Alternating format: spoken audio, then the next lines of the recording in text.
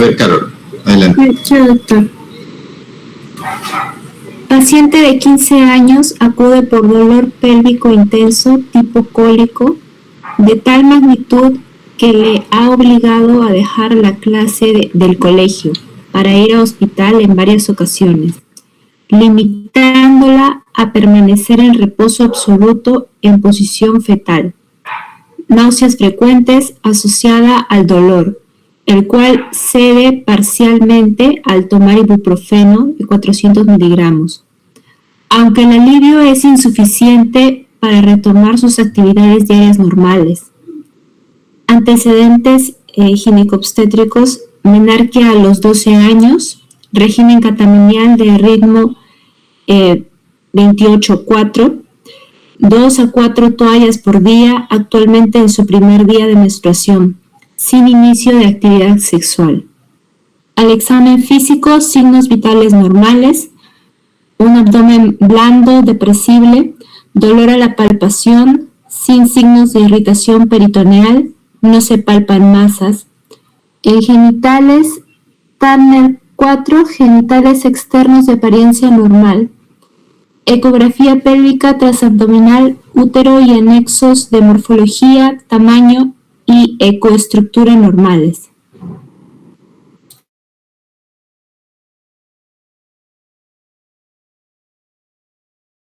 Su micrófono, doctor. Doctor, su micro.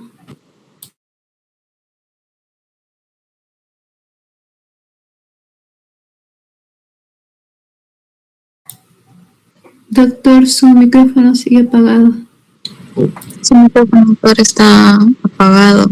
Ya, ahora sí, le decía, si es que habían escuchado bien el caso, y en todo caso, vamos a ver, teniendo en cuenta el caso que acaba de leer su compañera, ¿quién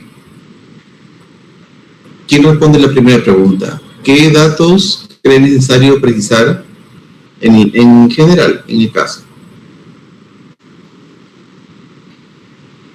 ¿Qué dato falta o qué dato a ustedes como médico les gustaría saber de este caso?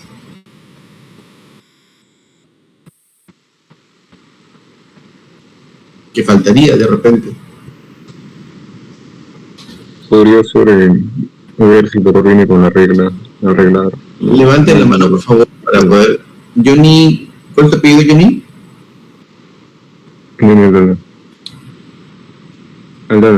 Aldana. A ver, Johnny, ¿cómo decías?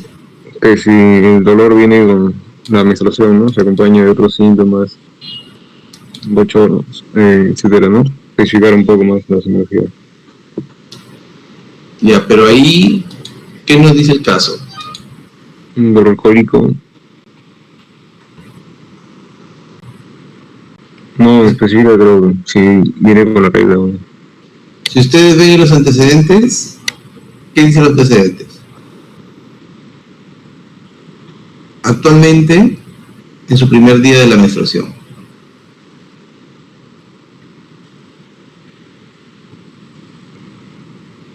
¿Renzo? Sería una dismenorrea primaria. Estamos hablando de qué otro dato. ¿Y por qué pensarías tú que es una dismenorrea? ¿Qué otro dato necesitarías saber? ¿Ustedes creen que ya con esto se puede catalogar a dismenorrea primaria?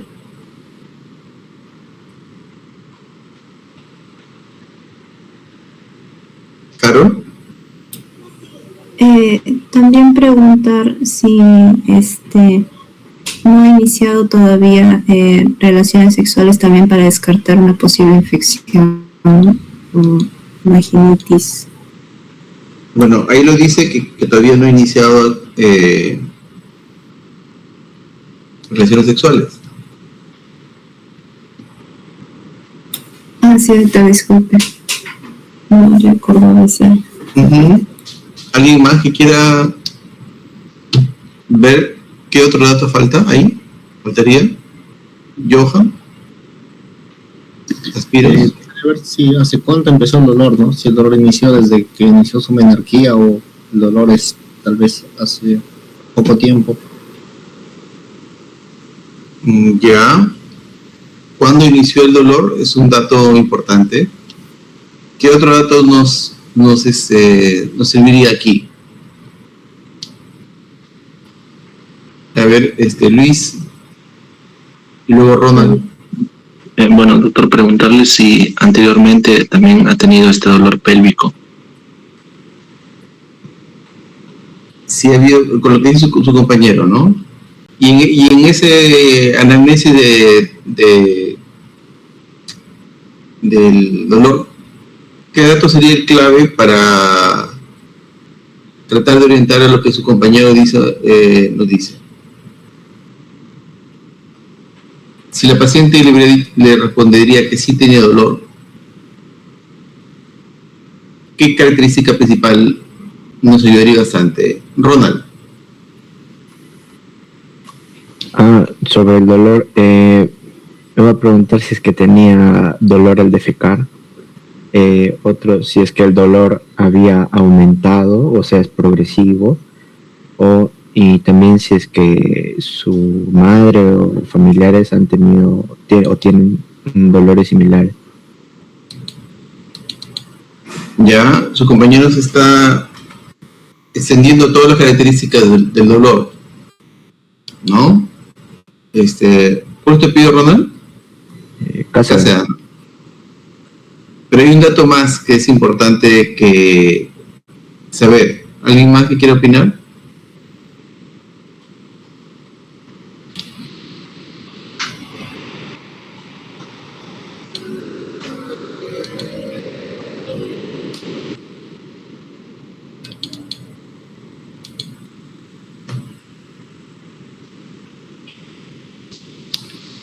¿Qué otro dato sería importante aquí ver? El dolor que me mencionó, los ayos. ¿Cómo, Renzo? No escucho bien. Sí, el dolor con lo que viene a ser la medida farmacológica, en ese caso de ibuprofeno. Ahí dice que sí sabe. Ahí lo dice, que sí se ve parcialmente, pero que igual, como que a pesar de mejorar, no hay una remisión completa. Uh-huh.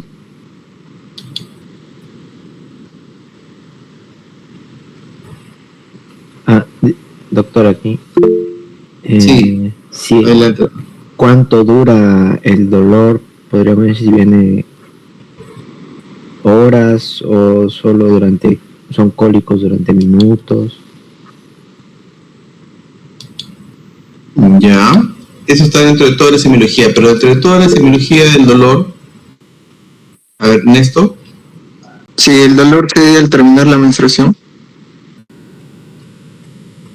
Ya. ¿Y eso para qué te serviría? Bueno, sería para catalogarlo también como una dismenorrea, ¿no? Justamente esta puede iniciar 48 horas antes, ¿no? de comenzar la menstruación, y puede durar pues hasta un periodo de 72 horas, ¿no? Y justamente con esta, ¿no? Pero entonces la pregunta sería, si es que desaparece con la menstruación, ¿cuál sería la pregunta? Si se acompaña con esta, ¿no? O sea, si aparece previamente y esta perdura, digamos, hasta un periodo máximo de 72 horas con la menstruación, ¿no? Claro. No necesariamente la pregunta es si termina con la menstruación, sino si el dolor coincide con los primeros días de la menstruación. Claro, doctor, así es. Jonathan, ¿quieres hablar? ¿O alguien más que quiera responder la primera pregunta? Sí, Jonathan. Lo mismo, doctor, o sea, preguntar sobre si va acompañado con la menstruación, más que todo sobre el carácter que tendría este dolor, ¿no? O sea, si lo acompaña con la menstruación, o de repente quizá pueda ser o tenga una característica de tipo cólico, ¿no? que nos ayude a diferenciarlo. Ya. El caso dice que es tipo cólico. Juan. Sí, doctor. Sería quizás preguntarle si el dolor es un dolor constante y que se agrava durante la menstruación, o es algo que aparece netamente antes de empezar su periodo. Exactamente. Su compañero es el que más ha dado la característica que nos va a ayudar a diferenciar de otras patologías. Como ustedes saben, no podemos simplemente un dolor pélvico de primera instancia decir que tiene dismenorrea, ni menos primaria o secundaria. Eso sería incorrecto. Lo que primero tenemos que ver es, o preguntar, es en qué momento, en qué circunstancia aparece este dolor o está asociado a este dolor. Y si bien esta vez el dolor coincide con la regla, no sabemos si las veces anteriores también han coincidido con la regla o no. Puede que sea un dolor crónico y que se esté reagudizando. Y eso no tiene nada que ver con una dismenorrea primaria. Pero en cambio, si me dice que es un dolor cíclico que aparece los primeros días o instantes antes de la menstruación y dura los primeros días de la menstruación, 48 horas predominantemente, entonces ahí sí tengo un elemento para pensar que es una dismenorrea. Si no, van a poder ser un montón de otras cosas.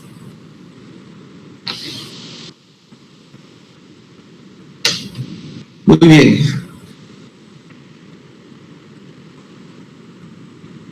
¿Qué otra? Si la paciente nos preguntara que, si nosotros suponiendo que es una dismenorrea primaria,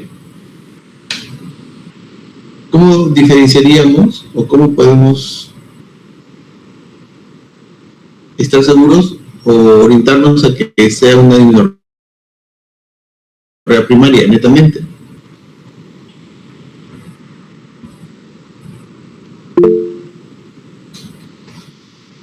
Alan Argomedo.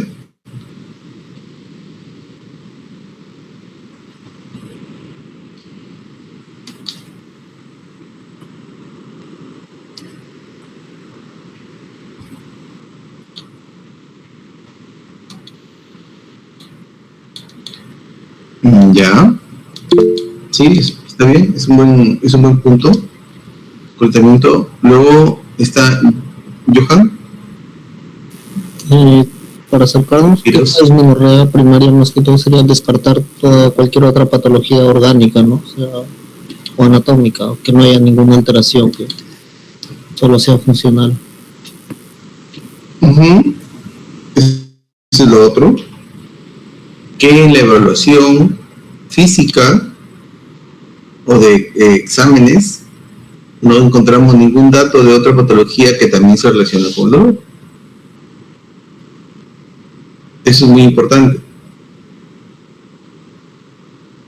Y si nosotros pensáramos que efectivamente es una dismenorrea primaria, ¿cómo le responderíamos si la paciente nos pregunta qué es lo que tengo? ¿Por qué me duele? ¿Quién nos puede explicar eso? ¿Qué le decimos a la paciente?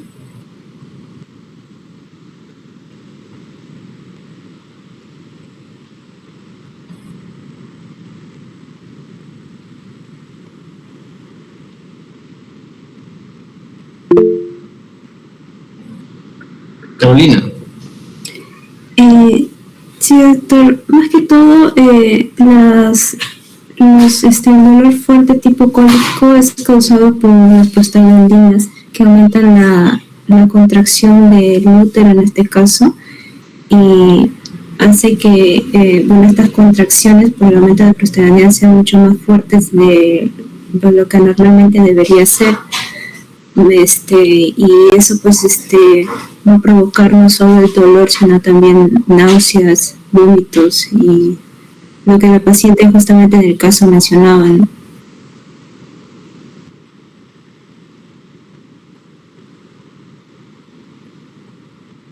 ¿Y por qué? La paciente te preguntaría, ¿y por qué se producen estas prostaglandinas?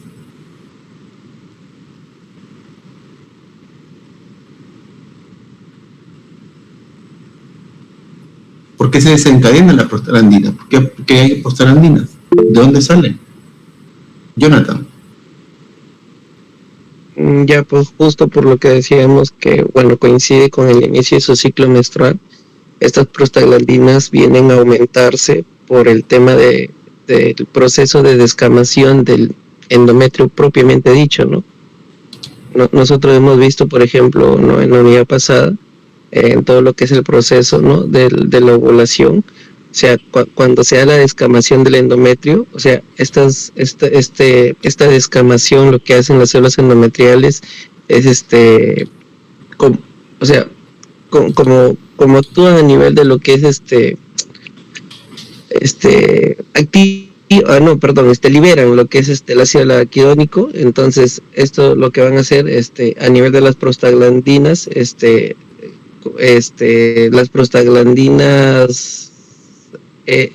las prostaglandinas F2 alfa y las E2, ¿no?, que son las que actúan. Entonces estas son las que aumentan con mediados, ¿no? Estas mismas prostaglandinas son los que aumentan las contracciones, son los que van a producir, por ejemplo, ¿no?, la vasoconstriñen, ¿no?, y la disminución de este flujo sanguíneo es lo que va a producir lo que es el dolor, pero por la misma isquemia que van a producir.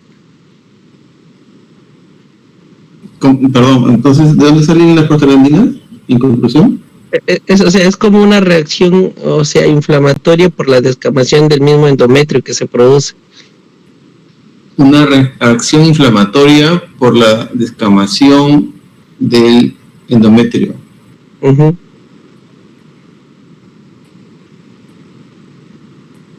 ¿Estamos de acuerdo de eso, Mayumi? Doctora, en realidad se da por la regresión del cuerpo lúteo y por la disminución de la progesterona, ¿no?, que esto va a inducir a lo que vendría a ser la liberación ya de fosfolipasa A2 y a la liberación de ácido araquidónico, ¿no?, y esta ya pues a las prostaglandinas que se ha mencionado, ¿no?, la 2. A ver, ¿puedes repetir el cuerpo lúteo? ¿Puedes repetir, por favor? Ajá, la regresión del cuerpo lúteo y también hay una disminución rápida de lo que viene a ser la progesterona, ¿no?, la disminución de la progesterona, y esto va a inducir que se libere la fosfolipasa A2. Esta fosfolipasa 2 va a estimular lo que vendría a ser la pared celular endometrial, la cual va a liberar el ácido araquidónico, y ya pues va a estimular la sobreproducción de lo que vendría a ser las prostaglandinas E2 y F2 alfa. Ya, mucho más cerca. Faltó una cosita nada más. Mayumi, ¿tu apellido es? ¿Cuál es? Arribas Plata, doctor. Plata. Metzler.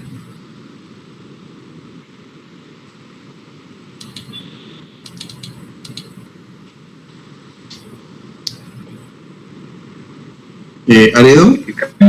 El estímulo provoca. No, puedes hablar nuevamente porque no se te he escuchado.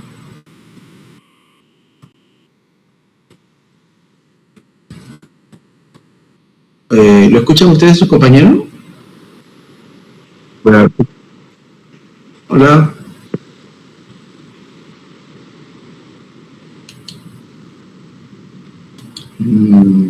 No te escucho. ¿Alguien más que quiera terminar de explicar? ¿Qué es lo que sucede? Sí, por la caída de progesterona, dice Aredo, pero ¿qué es lo que produce la caída de la progesterona específicamente?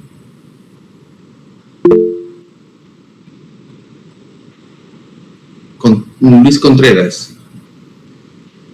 Bueno, doctor, la caída de la progesterona lo que va a provocar sobre todo es una inestabilidad de la membrana endometrial, y esto va a generar lo que sería la liberación del ácido araquidónico, ¿no? Y esto ya cuando es metabolizado por las COX, genera lo que son las prostaglandinas. Más que inestabilidad, la caída de progesterona activa genes de muerte celular programada, de apoptosis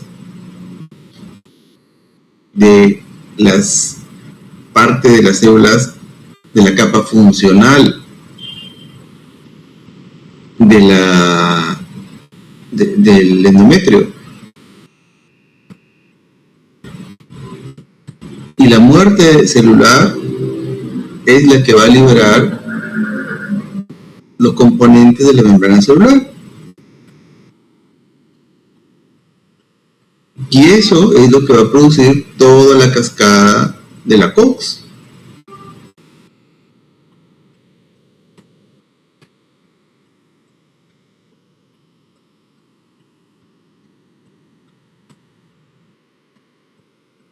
Eso es lo que ustedes tienen que saber.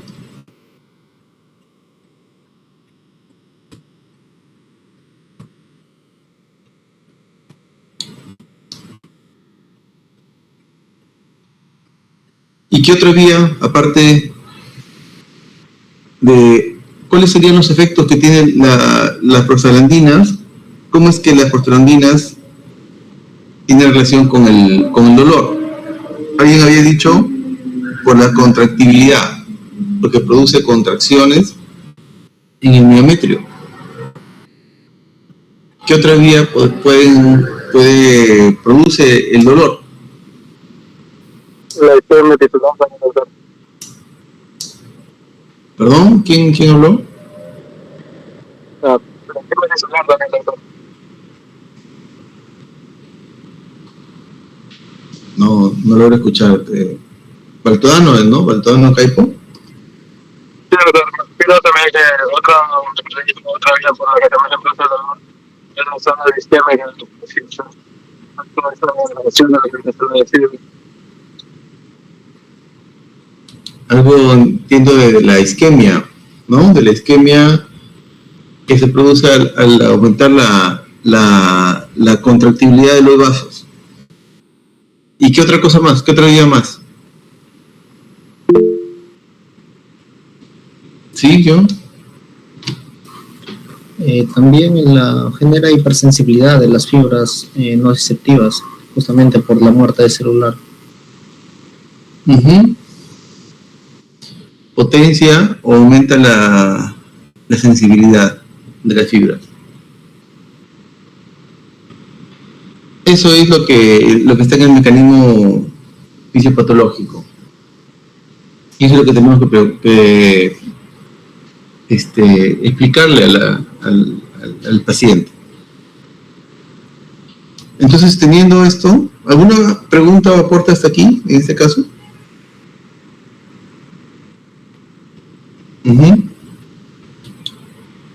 ¿Algún aporte o comentario que quieran hacer hasta ahora en este caso?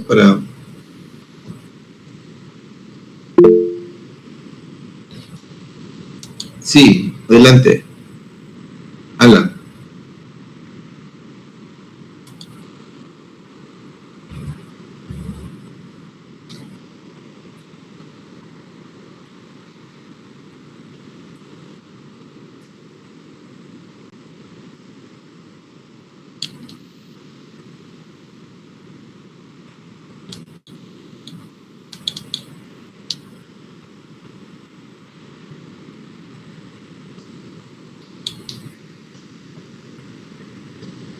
Ok, bueno, entonces el tema que vamos a empezar con el día de hoy es el de la dismenorrea, justamente. Estas son las guías que nosotros vamos a utilizar para revisar ese tema. Es un tema muy frecuente, es una patología muy frecuente, pero la ventaja es de que es benigno, como lo vamos a ver más adelante, pero es muy importante que ustedes lo sepan, entender, porque va a estar presente en muchas patologías ginecológicas. Y hay que saber entender cómo viene y cómo es que encaja en esas patologías. Como ustedes saben, el término, la palabra dismenorrea viene del griego dis, difícil, meno, mes, rea, flujo. Flujo menstrual difícil, ¿no? Y es pues el dolor pélvico abdominal que se relaciona con el inicio de la menstruación, generalmente 48 a 72 horas. Es ampliamente distribuido en la población, todas las mujeres lo han sentido probablemente alguna vez, ¿no? Pero en alguna de ellas sí realmente constituye un problema de salud importante. Un grupo especialmente frecuente con este problema son las adolescentes. Como ustedes ven, pueden llegar hasta cerca del 60% de prevalencia. Pero afortunadamente solamente son muy pocos los casos que son severos. La gran mayoría son leves a moderados. Y de sus repercusiones, lo más importante es que puede producir en algún momento cierto grado de incapacidad, de ausentismo, de pérdida laboral, etcétera, ¿no? Pero a otra cosa tampoco no llega a esta patología. Podemos clasificarla según el grado de afectación y dolor. Hay varias clasificaciones, esta es una de ellas, pero lo más importante es saber diagnosticarlas y diferenciarlas, especialmente cuando es una primaria versus de una secundaria. Y llamándole la primaria aquella que no hay una causa estructural que justifique el dolor y que más se debe a lo que justamente estamos hablando, algún dolor tipo espasmódico. Versus la secundaria, cuando hay una patología, una anomalía, especialmente estructural, que puede explicar, que sea la causante de ese tipo de molestia. Vamos a ver primero la dismenorrea primaria, que es la gran mayoría de los casos, ¿ya? Y sus características van a ser que tiene, a diferencia de la dismenorrea secundaria, un inicio temprano, es decir, va a empezar en mujeres jóvenes, en los primeros años de la vida reproductiva.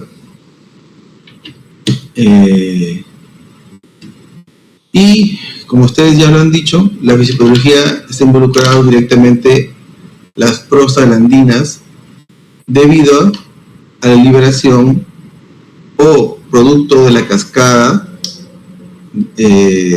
inflamatoria de la COX que se produce a nivel por la liberación de membranas celulares debido a la apoptosis de células endometriales. Entonces, para hablar de dismenorrea primaria, tenemos que hablar de ovulación, perdón, de cuerpo lúteo. Y para hablar de cuerpo lúteo tenemos que hablar de ovulación, ¿no? Ese es el requisito, la secuencia normal en términos de una dismenorrea primaria, ¿no? Esta es la cascada que nosotros conocemos desde muchos años en el ciclo de oxigenasa, y cómo es que se producen las prostaglandinas, los leucotrienos, tromboxanos, ¿no? Y especialmente las prostaglandinas, es importante que ustedes sepan, como lo ven en este caso, son uno de los estimulantes más potentes de la actividad miometrial, a diferencia de la oxitocina o la ergometrina, que para su acción requieren receptores que no siempre están presentes.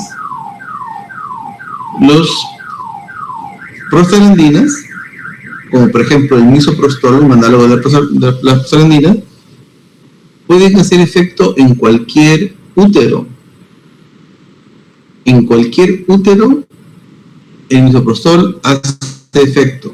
Y su efecto es el mismo, que es aumenta el tono y la frecuencia de las contracciones miometriales. Inclusive el útero siendo grávido o no grávido. Obviamente, en un útero grávido la sensibilidad al misoprostol aumenta muchísimo más. Y conforme aumenta el tamaño del útero, aumenta muchísimo más la sensibilidad. Entonces, las prostaglandinas va a ser una constante que ustedes van a ver, que van a utilizarlo en diferentes patologías obstétricas, para inducir el parto, para inducir el aborto, para muchos casos. En este caso, hablamos de las prostaglandinas fisiológicas, endógenas, que se producen mensualmente a partir de la epitelio, del tejido de las células endometriales que se han desprendido de la capa funcional. Y estas prostaglandinas van a producir, como lo han mencionado sus compañeros, aumentando la motilidad uterina, aumentando la vasoconstricción en los vasos, lo cual va a generar una especie de isquemia, y aumentando la sensibilidad, ¿no? Este es el diagrama clásico, ¿no? Que la disminución de la progesterona va a producir lo que es la liberación de toda la cascada. Y ahí es donde se va a producir el dolor. ¿Qué factores de riesgo tenemos para que presenten esta patología? De los principales factores de riesgo, generalmente son los que puedan aumentar la percepción del dolor, especialmente patología psiquiátrica o trastorno de la personalidad o antecedentes de abuso. ¿Ya? Esos son los factores de riesgo importantes. Y ya menos importantes, pues son una historia familiar de menorrea, una menarquía temprana, una menstruación prolongada, etc. Muy bien. Y los factores protectores no hay alguno conocido que sea importante. Vamos a ver el otro caso. ¿Alguien que pueda leer el caso, por favor?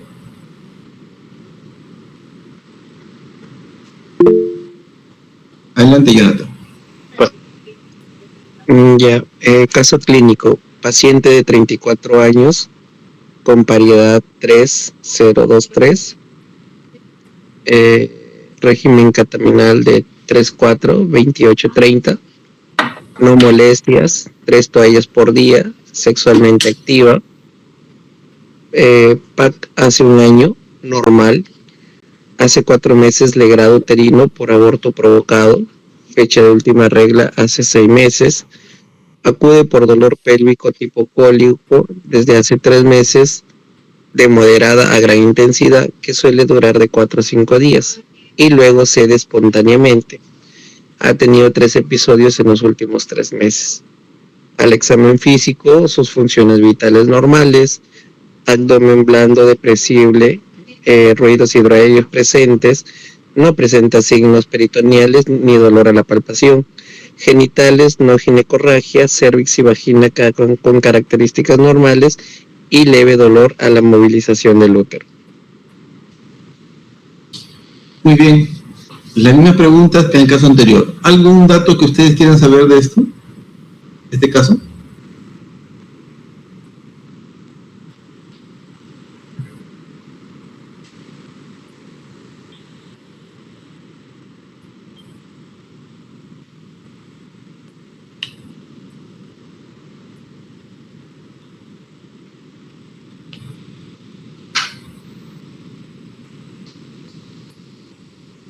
¿Qué hipótesis diagnóstica podrían plantear ustedes con este caso?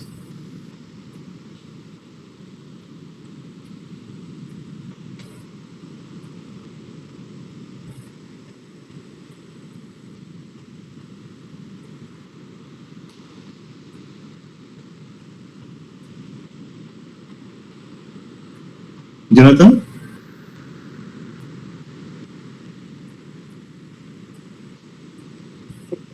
¿Me escucha? Sí, recién. Ya. Bueno, si, lo mismo que en el caso pasado, si el dolor también tiene relación con el inicio del ciclo menstrual. Pero es que no hay reglas de 6 meses. Ah.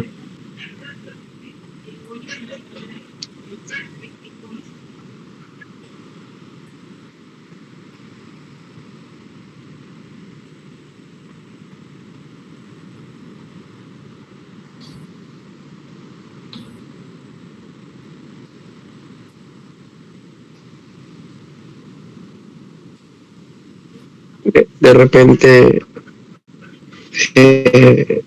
¿cómo se llama? Una prueba de beta-HCG para descartar posible embarazo. Siempre hay que descartar el primer embarazo cuando hay amenorrea.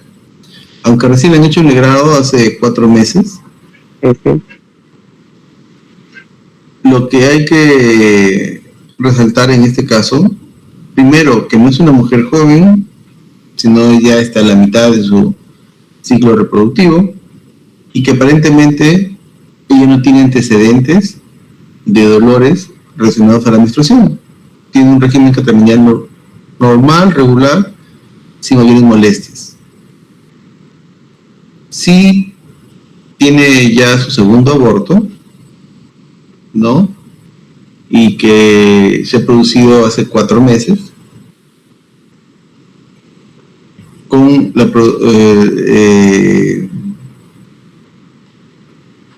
realización de un legrado uterino.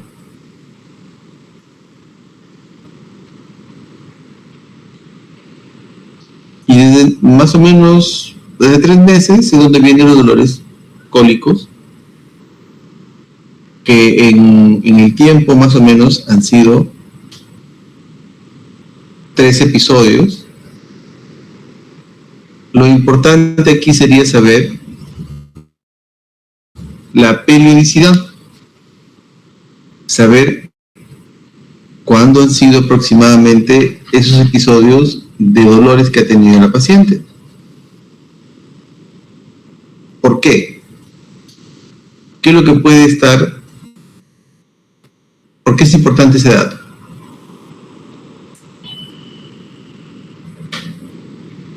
Para evaluar la cronicidad. Perdón, Renzo, ¿te escuché? Para evaluar la cronicidad.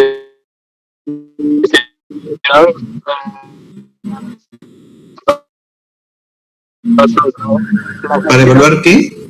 ¿La cronicidad? Ya. ¿Alguien más?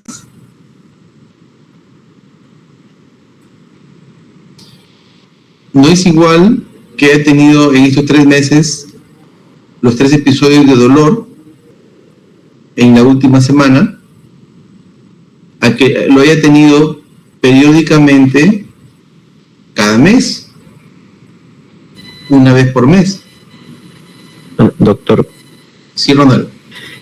Por ejemplo, faltaría preguntar si es que ese aborto provocado ha estado infectado, o sea, ha habido un aborto séptico, y si esto ha sucedido así, puede haber desarrollado adherencia que le podrían estar provocando el dolor si es que no es cíclico.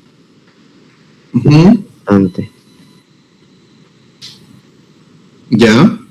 Si ha habido complicaciones relacionadas al procedimiento reciente. Claro. ¿Por qué sería importante saber la... A ver, Renzo.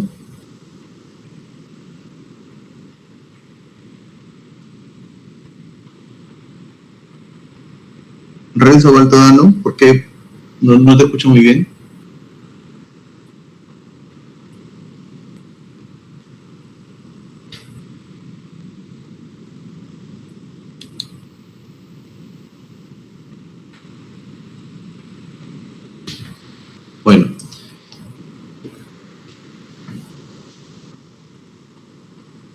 la vía por la cual se terminó el aborto. Hay una sola vía. En los 2 abortos, todos son vía vaginal. No hay otra vía. Sería algo extremadamente raro que sea vía abdominal.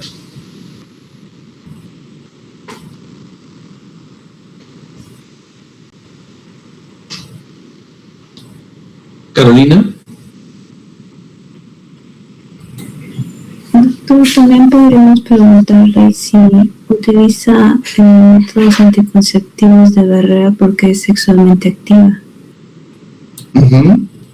Ya, parte de la anamnesis, si ha retomado su actividad sexual y si es que usa algún método anticonceptivo.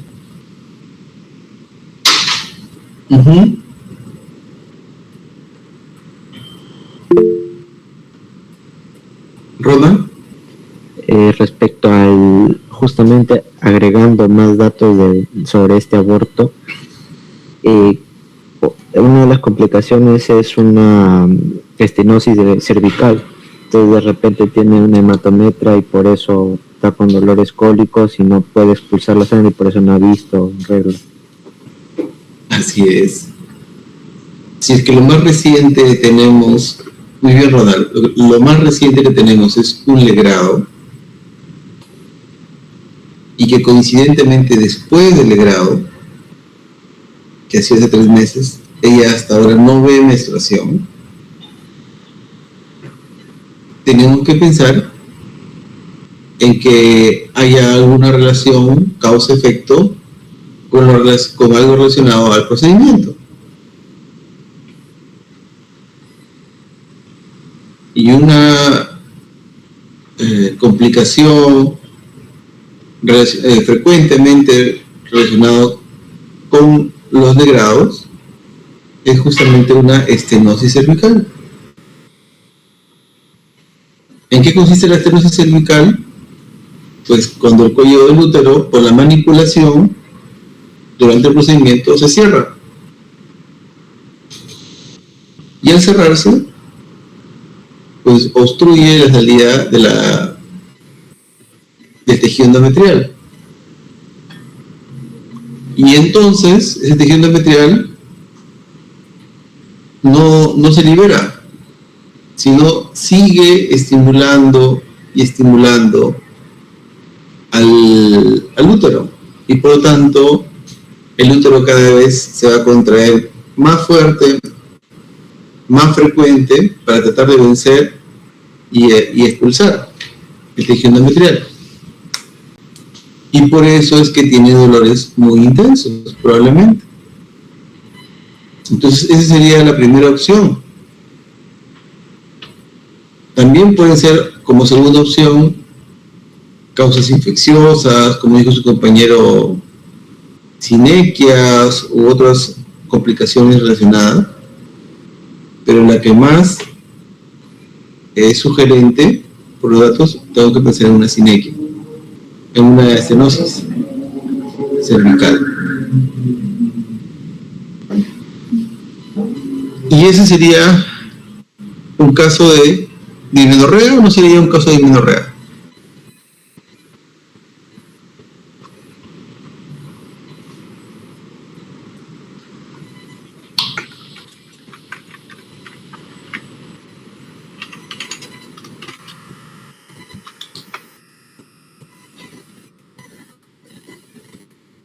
Fisiopatológicamente,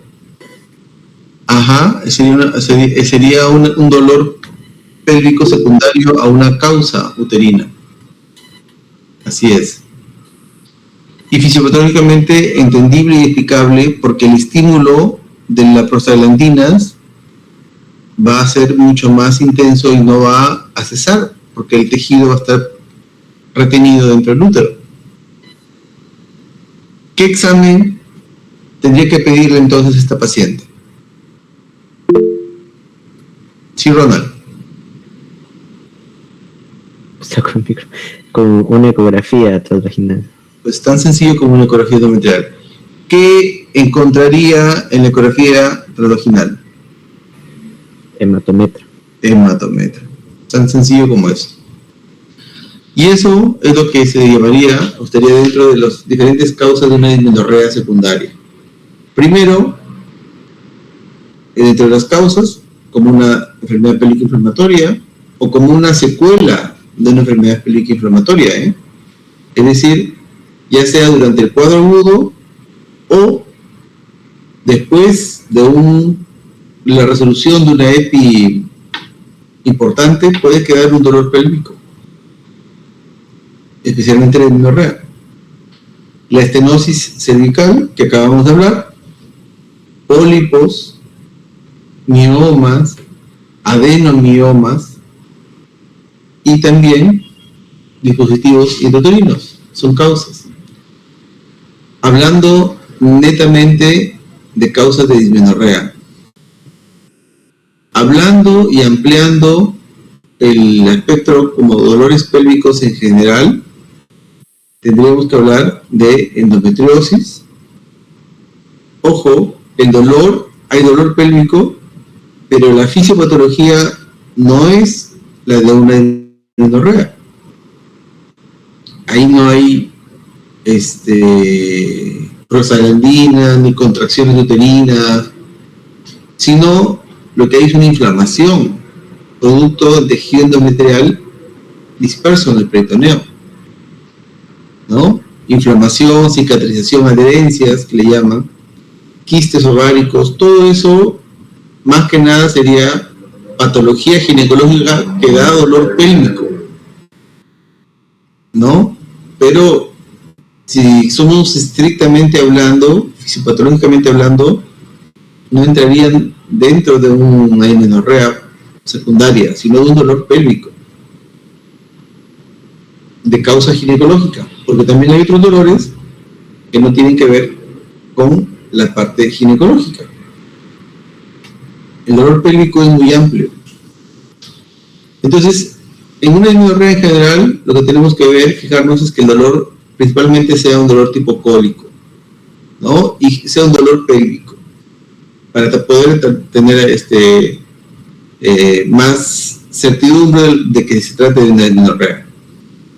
Los síntomas generales puede haber astenia, dinamia, cefalea. Los signos y síntomas gastrointestinales pueden aparecer o no son imprescindibles. Esa es la frecuencia de molestias asociadas con la dismenorrea. Y el diagnóstico es uno de los objetivos más importantes, diferenciar entre la dismenorrea primaria y la secundaria. Y para eso la historia clínica, como ustedes ven, es muy importante, porque tenemos que ver sus antecedentes, la naturaleza del dolor, la ritmicidad, el grado de intensidad, las molestias asociadas, etcétera, etcétera, etcétera. Los antecedentes, ¿no? Son muy importantes. Y el examen físico puede detectar si es que hay algún signo de alguna patología estructural, como por ejemplo nódulos en los uterosacros que nos indican que hay endometriosis, anexos engrosados, que son sugerentes a una enfermedad pélvica inflamatoria crónica, un útero aumentado de tamaño que nos da patologías como adenomiosis o miomas, etc. ¿No? Y los datos de la que nos pueden orientar más a una dismenorrea primaria, pues como les dije en un inicio, que son mujeres que están en el inicio de su edad reproductiva, que es una aparición breve, ¿no? 48-72 horas, relacionados al inicio de la menstruación, y con la exploración normal. Lo que nos sería sugerente a una dismenorrea secundaria, pues en mujeres ya de mediana edad, no necesariamente jóvenes, que el dolor tiene que ver con la menstruación, o inclusive se puede extender por fuera de la más días o toda la menstruación, que en este caso, un examen pélvico normal, ¿no? Y que no hay una respuesta a un manejo inicial con AINES. Muy bien. Otros diagnósticos, como hemos mencionado, pues la endometriosis, el colon irritable, el aborto, embarazo ectópico, etc. No hay pruebas específicas para el diagnóstico de amenorrea primaria, y para la amenorrea secundaria sí tendríamos que hacer un diagnóstico específico, si es una enfermedad periinflamatoria, miomas, anomiosis, etc. Los estudios de imagen suelen ser normalmente la ecografía, poco se llega a pedir otros tipos de exámenes más complejos porque es suficiente con la ecografía para descartar muchas patologías estructurales del útero o de los anexos. Y casi nunca se hace pues la parotomía o biopsia endometrial. En el manejo, lo que vamos a ver es que, como ya había mencionado algunos compañeros, en un inicio, si nosotros tenemos sospecha de que tiene una amenorrea primaria, se tiene que solamente dar un abordaje básico inicial, que consiste con cambios de estilo de vida, como por ejemplo los ejercicios, calor o AINES, y no es indispensable ni necesario, si tiene el cuadro clínico que hemos mencionado, las características en la historia clínica, no es indispensable hacerle una ecografía. ¿Por qué? Porque es una patología benigna y es muy frecuente. Si no, tendríamos que hacerle pues ecografías a muchísimas mujeres. Y buena parte de ellas van a ser innecesarias. Ahora, si con eso no cede, podemos escalar a un segundo nivel, que es con los anticonceptivos orales. Obviamente, los AINES son de primera elección y generalmente son suficientes porque los AINES inhiben la COX. Y cuando inhiben la COX, pues van a disminuir todos los productos de la cadena, de la cascada, ¿no? Van a disminuir la prostaglandina, los leucotrienos. Y ese es el punto clave de la fisiopatología de esta enfermedad. Pero en caso que no suceda, que no mejore con este tratamiento, el siguiente nivel serían los anticonceptivos orales combinados. ¿Por qué? Porque pues, los anticonceptivos orales combinados van a inhibir lo previo al desprendimiento del tejido, que es la ovulación. Si inhibe la ovulación y por lo tanto no hay cuerpo lúteo y por lo tanto no hay caída brusca de la progesterona, entonces el cuadro va a ser mucho más leve. Y por eso la segunda línea es muy efectiva. Normalmente los casos más resistentes que no ceden con los AINES, con los anticonceptivos orales, van un buen manejo. ¿Ya? Ahora, en caso que no quiera anticonceptivos, que esté buscando fertilidad, tendríamos que ver los métodos de medicina alternativa, ¿no? Como está la acupuntura, masajes, la estimulación transcutánea eléctrica, entre otras, alternativas. Si es que con eso no hay una buena respuesta, entonces ahí sí tengo que reevaluar el caso y profundizar mi estudio. Y ahí sí es imprescindible descartar otras patologías a través de la ecografía pélvica.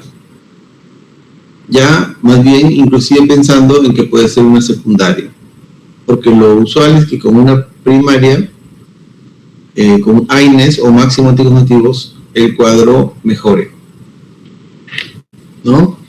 Y ya casi digamos de manera muy infrecuente, si es que la molestia sigue, cosas que son súper raras, ya tendríamos que ir a un manejo quirúrgico, como la ablación endometrial, histerectomía o neuroectomía, cosas que ya salen fuera de lo cotidiano. Entonces, el primer nivel son los cambios de estilo de vida, ¿no? Junto con los AINES, y luego vienen los anticonceptivos hormonales.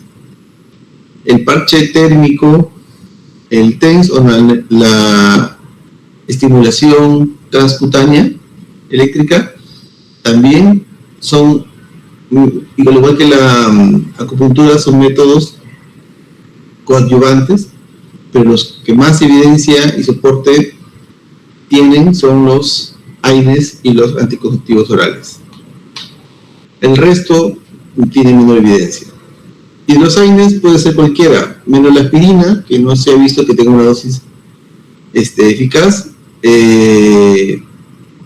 y la clave en los AINES es que sea constante en el uso, ¿no? Muchas veces no se utiliza la dosis completa, y por eso es que el alivio del dolor no es el buscado, ¿no? Eso básicamente puede ser cualquier AINE que nosotros conozcamos. Hasta el 40% de los adolescentes no logran la dosis terapéutica por falta de cumplimiento, ¿ya? Y los anticonceptivos orales, como les dije, la eficacia es muy alta, por lo que inhiben la ovulación y por lo tanto privan de cuerpo lúteo y de caída de la progesterona. Más o menos entre 3 a 4 meses tardan en tener su máximo efecto terapéutico, así que hay que darle ese tiempito para que podamos encontrar una remisión, un alivio completo. Y no hay datos que nos sugieran que el uso de ambos mejore la eficacia versus el uso de uno solo de forma individual.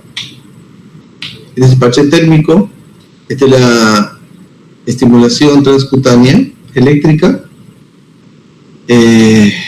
con estos aparatitos que envían pulsos eléctricos que se utilizan en la parte pélvica o en el abdomen, y la acupuntura, que nosotros conocemos como una medicina alternativa. Muy bien. ¿Alguna pregunta que tengan de ese tema? ¿O comentario o aporte? Sí, Ronald. En el caso del uso de AINES, menciona, ¿no?, el naproxeno con su dosis, pero el tema está en los días, ¿no? O sea, ¿cuántos días se toma? ¿Es mientras duele o se extiende 1 o 2 días más después del dolor? ¿Qué sería ahí? Los días que tiene la molestia, pero los días que tiene la molestia tiene que tomarlo en dosis efectiva. Es decir, si es un ibuprofeno, pues sus 2 o 3 veces al día, los 2 días que le corresponden, ¿no? Eso es lo que se debería utilizar. Ya, gracias, doctor. ¿Alguna otra pregunta más?